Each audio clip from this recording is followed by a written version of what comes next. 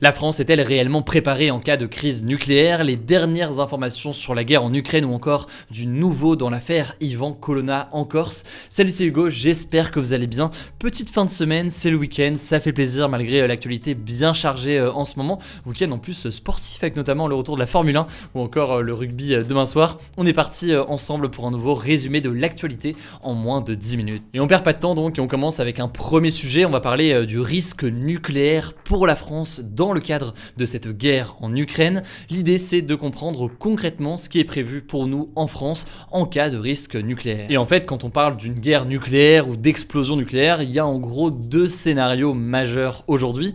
Le premier scénario que craignent les autorités, c'est celui d'une explosion d'une centrale nucléaire en Ukraine, qui serait par exemple due à un bombardement ou un assaut russe pour prendre le contrôle d'une centrale nucléaire ukrainienne et qui provoquerait même involontairement une explosion et ensuite donc une fuite radioactive avec un nuage radioactif.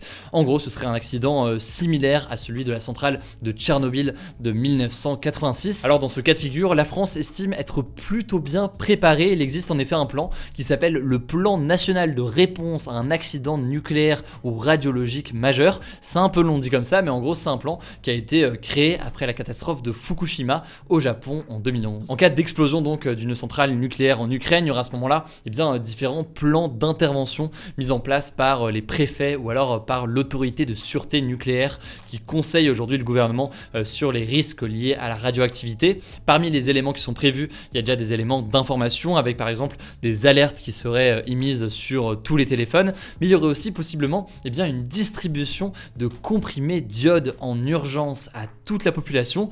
Alors on va pas rentrer dans tous les détails scientifiques, mais les comprimés d'iode, c'est donc des comprimés qui sont censés empêcher la thyroïde, qui est en fait une glande située au bas du cou, d'absorber cette radioactivité rejetée dans l'environnement avec par exemple ces nuages radioactifs et donc de limiter en fait notre exposition à cette radioactivité puisque logiquement cette radioactivité peut avoir des conséquences très néfastes sur notre santé. Alors là on parle d'éléments médicaux qu'on voudrait distribuer en urgence à toute la population. Ça rappelle forcément peut-être le bazar concernant les masques en 2020 lors du premier confinement où clairement il n'y avait pas des masques chirurgicaux pour tout le monde, mais là-dessus la direction générale de la santé a assuré à France Info et à d'autres médias qu'il y avait bien du stock et un stock de comprimés prévu pour toute la population en cas typiquement d'explosion nucléaire. Ça c'est donc dans le cas d'une explosion d'une centrale nucléaire par exemple en Ukraine. La France, vous l'aurez peut-être compris, s'estime donc plutôt prête, même si évidemment il faut rester très prudent puisqu'il y a encore beaucoup d'inconnus. Quant au deuxième scénario, ce serait en fait celui d'une attaque avec par exemple la Russie qui utiliserait un missile nucléaire ou une bombe nucléaire directement sur la France. Alors disons-le très clairement, l'hypothèse d'utiliser l'arme nucléaire aujourd'hui, elle est très hypothétique, encore plus pour viser comme ça directement la France. Certes, Vladimir Poutine a notamment évoqué la menace de l'arme nucléaire dans l'un de ses discours il y a quelques jours, mais pour autant, un tel scénario est très peu probable. On va expliquer pourquoi dans quelques instants. Pour autant, ça me semble intéressant d'en parler. Dans le scénario et dans le cas d'un missile nucléaire lâché sur la France, beaucoup d'experts estiment que la France n'est pas du tout préparée. Bon, déjà, la France ne dispose pas d'abri atomique, il en existe seulement quelques centaines pour une population de quasiment 70 millions de personnes, et ces abris sont surtout destinés pour protéger les autorités militaires. Il n'existe pas non plus de système antimissile suffisamment efficace pour contrer et comme ça riposter à une attaque à un missile nucléaire. Et d'ailleurs, c'est pareil pour les alliés de la France. Les États-Unis, par exemple, ne seraient pas non plus en mesure d'arrêter une attaque sur le territoire français. A noter par ailleurs que certains pays sont davantage préparés que d'autres en cas d'attaque nucléaire. C'est le cas des États-Unis, du Canada, de la Suède ou encore de la Suisse qui ont massivement construit des bunkers, mais aussi plus globalement des moyens d'alerte pour protéger les populations en cas d'attaque sur leur territoire. Mais alors, pourquoi est-ce que la France n'a pas grand-chose pour se protéger d'une attaque nucléaire de ce type-là?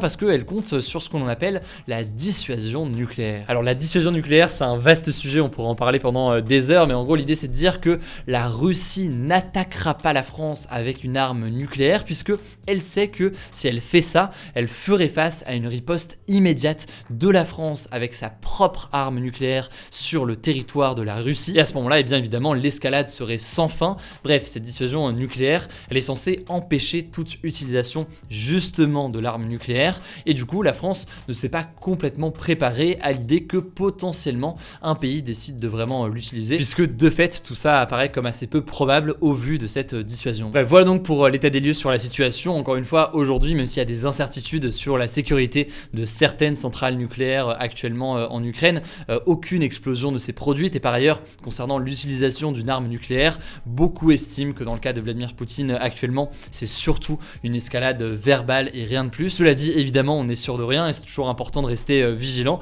Ça me semblait donc assez intéressant de faire ce petit état des lieux aujourd'hui. Alors on continue avec le point sur l'Ukraine et on commence avec une première actualité. Je voulais vous donner des nouvelles de la ville de Mariupol, donc cette ville située dans le sud de l'Ukraine et qui est totalement assiégée par des soldats russes depuis plusieurs jours. Les habitants n'ont nulle part où aller, la ville est bombardée en continu et selon le maire, la ville est en fait détruite à 80%.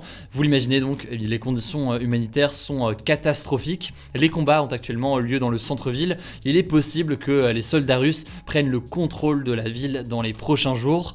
Autrement, bien, le président ukrainien Volodymyr Zelensky a indiqué que 130 personnes avaient pu être sauvées des décombres du théâtre qui a été bombardé mercredi, mais que des centaines se trouvent encore sous les décombres au moment en tout cas où il a pris la parole. Au passage, concernant Zelensky, il doit d'ailleurs s'adresser aux députés français par visioconférence. Ça se passera mercredi prochain. On suivra ça. Je ferai peut-être un live sur ma chaîne Twitch pour suivre ça en direct. Ce sera mercredi après-midi aux alentours de 15h. Deuxième information, le président russe Vladimir Poutine s'est exprimé devant près de 80 000 personnes dans le stade Loujniki situé à Moscou, où était organisé en fait un rassemblement pour fêter les 8 ans de l'annexion de la Crimée, une région ukrainienne qui est désormais contrôlée par la Russie. Il a notamment promis, je cite, « Nous allons réaliser tous nos plans », en référence donc à la soi-disant dénazification de l'Ukraine qu'il souhaiterait mettre en place et qui justifie selon lui l'invasion de la Russie. Il a également déclaré qu'il agissait dans l'intérêt du peuple russe, etc. Bref, c'est donc une manière pour lui de rassurer sa population sur l'intervention et sur cette invasion ukrainienne. Je vous mets des liens en description si vous voulez en savoir plus sur cette intervention. On continue tout de suite avec les actualités en bref et on commence avec cette première information. La justice a accordé ce jeudi une suspension de peine à l'indépendantiste corse Ivan Colonna après sa violente agression à la prison d'Arles début mars. En gros, ça veut dire que ses proches pourront forcément beaucoup plus souvent le voir, et ce alors qu'il est actuellement entre la vie et la mort et à l'hôpital. Par ailleurs, des manifestations se sont multipliées ces derniers jours. Le gouvernement a ouvert la voie à une potentielle autonomie de la Corse, qui resterait donc un territoire français mais avec davantage d'autonomie. Bref, ça fait beaucoup parler, on en reparlera forcément dans les prochains jours. Deuxième information, Nadia, une gendarme d'une quarantaine d'années, s'est immolée par le feu dans sa voiture ce mercredi à Montpellier. Elle était chef de service, notamment connue pour son engagement pour les orphelins de militaires. Alors de nombreux collègues lui ont rendu hommage sur les réseaux sociaux pour sa mobilisation ces dernières années.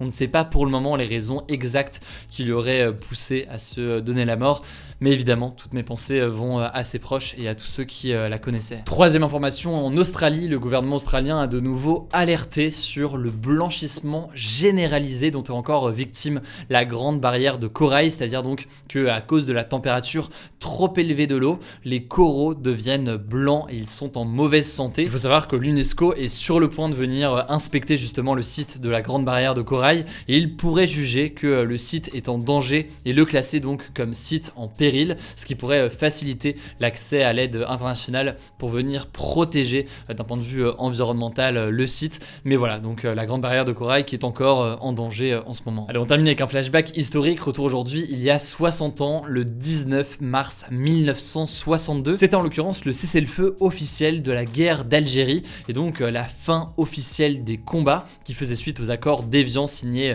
par les Français et les Algériens pour mettre fin à la guerre et accorder à l'Algérie son indépendance. Depuis, eh bien, le 19 mars est une journée d'hommage aux très nombreuses victimes de la guerre d'Algérie et des combats en Tunisie et au Maroc. Alors, faut-il raccourcir les vacances d'été comme le propose Yannick Jadot? Vous le voyez actuellement avec les résultats. Forcément, vous n'êtes pas trop pour ça. Je vous renvoie à la vidéo des actus du jour qu'on a postée hier pour en savoir plus. Pas de débat aujourd'hui, du coup je vous souhaite un excellent week-end, riche peut-être en sport, Formule 1, rugby comme on l'a dit, ou pourquoi pas en concert ou autre chose. J'espère que vous allez pouvoir passer tout de même un bon week-end. Prenez soin de vous, prenez soin de vos proches et on se dit à lundi donc pour le retour des actus du jour sur cette chaîne YouTube.